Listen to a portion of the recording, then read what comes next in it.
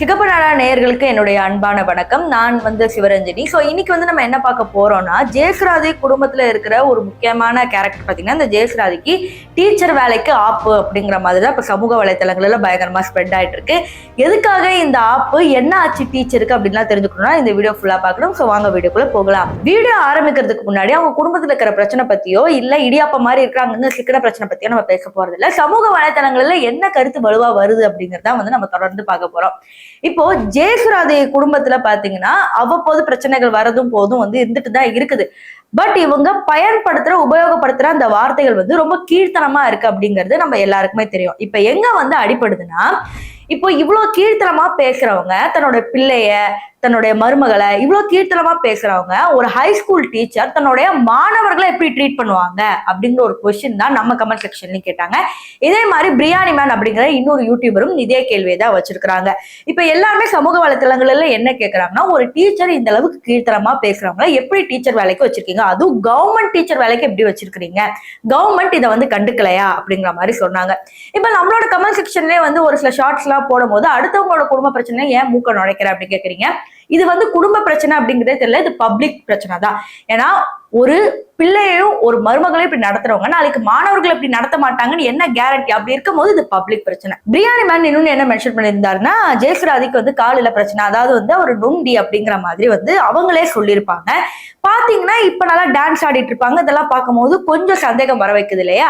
இப்போ கவர்மெண்ட்ல இவங்க ஃப்ராடு வேலை பண்ணி தான் வேலைக்கு போயிருக்காங்க அப்படிங்கிற மாதிரி நிறைய பேர் கமெண்ட் செக்ஷன்ல சொல்லிக்கிட்டு இருக்காங்க. இந்த பக்கம் ஜெயசுராதி இருக்கும் போது இன்னொரு பக்கம் நம்ம பார்க்க வேண்டியது பிரிக்யா அவர்கள். பிரிக்யா பாத்தீங்கன்னா ஆரம்பத்துல அவ்வளவு கேவலமா பேசி வீடியோ போட்டுட்டு இருந்தாங்க. இப்ப கூட ஸ்டோரி கூட எல்லாம் போட்டுக்கிட்டு இருந்தாங்க. ஆனா இவ்வளவு கீழ்த்தரமா பேசி இவங்க லா படிக்கிறாங்களா அப்படின்னு நினைக்கும் போதே மிகப்பெரிய ஒரு ஆச்சரியமா இருக்கு. அது மட்டும் இல்லாம பல ட்ரேடிங் ஆப், பல ஒண்ணும் இல்லாத விஷயங்கள்லாம் இவங்க ப்ரொமோட் பண்ணிட்டு இருக்காங்க. அந்த ஆப்பை ப்ரொமோட் பண்ணா என்ன நடக்கும், அந்த ஆப்ல போய் சேரவங்களுக்கு என்ன நடக்கும் அப்படிங்கிற எல்லா கான்சிக்வன்சஸும் தெரிஞ்சுமே பாத்தீங்கன்னா அந்த ஆப்பை ப்ரொமோட் பண்ணிருக்காங்க. அப்படி இருக்கிறப்ப இவங்களுக்கு வக்கீலா இருக்கிறதுக்கு என்ன தகுதி இருக்கு அப்படிங்கிற மாதிரிதான் இப்ப மக்களும் பிரியாணி மேனும் கேட்டிருக்காரு. இருந்தாலும் இப்ப அவங்க என்ன வீடியோ போட்டிருக்கிறாங்கன்னா, இந்த மாதிரி பல வீடியோ ரெக்கார்ட்ஸ், ஆடியோ ரெக்கார்ட்ஸ் எல்லாம் போட்டு இப்படிதான் நாங்க டவுரி எல்லாம் எதுவுமே கேட்கல, அதுவே கேட்கல, இதுவே கேட்கல. ஆனா இந்த பக்கம் ஸ்னேகா என்ன சொல்றாங்கன்னா, பல தடவை இவங்க மேல நாங்க டவுரி ஹராஸ்மெண்ட் கேஸ் கொடுத்தோம், அது மட்டும் இல்லாம பல கேஸ் இவங்க மேல கொடுத்தோம், ஆனா யாருமே எடுத்து பார்க்க மாட்டேங்கிறாங்க அப்படிங்கிற மாதிரி சொல்றாங்க. இதுவும் ஆச்சரியமா இருக்கு. ஏன் பாத்தீங்கன்னா நம்ம தமிழ்நாட்டுல இந்த டவுரி, இந்த ஹராஸ்மெண்ட் அப்படிங்கிறது அவ்வப்போது வந்துகிட்டே தான் இருக்கும். ஆனா போலீஸ் அதுக்கு தகுந்த ஆக்ஷன் எடுத்துக்கிட்டு தான் இருப்பாங்க. அதுவும் இவங்க சோசியல் மீடியால ரொம்ப வலுவான ஒரு நபர்கள் அப்படின்னு கூட சொல்லலாம். ஒரு வீடியோ போட்டாவே 1 லட்சம் போற நபர்களுக்கு எப்படி ஆக்ஷன் எடுக்காம இருப்பாங்க? இப்ப ஆக்ஷன் எடுக்கல அப்படின்னு சொல்லிட்டாவே 2 நேரத்துக்கு ஏதாவது ஆயிருக்குங்களா? ஆனா இப்ப வரைக்கும் ஆக்ஷனே எடுக்கல அப்படின்னு சொல்றது ரொம்ப சந்தேகமா இருக்கு. நிஜமாவே இவங்க கேஸ் கொடுத்துட்டு தான் வீடியோ போட்டிருக்காங்களா, இல்ல வீடியோ போட்டுட்டு கேஸ் கொடுத்துக்கலான்னு பாத்துட்டாங்களா அப்படிங்கிறது ஒண்ணுமே புரியல. சோ மோர் ஓவர் பாத்தீங்கன்னா இவங்களுடைய வீடியோல தனித்தனியா 2 லட்சம் 3 லட்சம் வியூஸ் எடுத்துக்கிட்டே இருக்காங்க. இந்த பிரச்சனையை வச்சு டெவலப் பண்ணிட்டே இருக்காங்க. நான் போன வீடியோலயே சொன்ன மாதிரி கண்டிப்பா இனிமே இந்த வீடை பத்தி ஒரு பிரச்சனை வரும் அப்படின்னு சொன்னால இப்ப அதே தான் நடந்திருக்கு. சோ இந்த வீடுக்கு காசு கொடுத்தது நான் தான், இந்த வீடுக்கு காசு கொடுத்தது நீ தான் அப்படிங்கிற ஒரு பிரச்சனை வரும். நான் போன தடவை ஒரு கெஸ் சொன்னேன், இப்ப அதே தான் எடுத்துட்டு வந்திருக்காங்க. இப்ப அடுத்து பாத்தீங்கன்னா இதுக்கு ஒரு கேஸ் போட்டு அந்த வீடு எனக்கு தான் உனக்கு தான் ஒரு விஷயம் வரும். அதுல இருந்து ஒரு பிரச்சனை அரேஞ்ச் ஆகும்.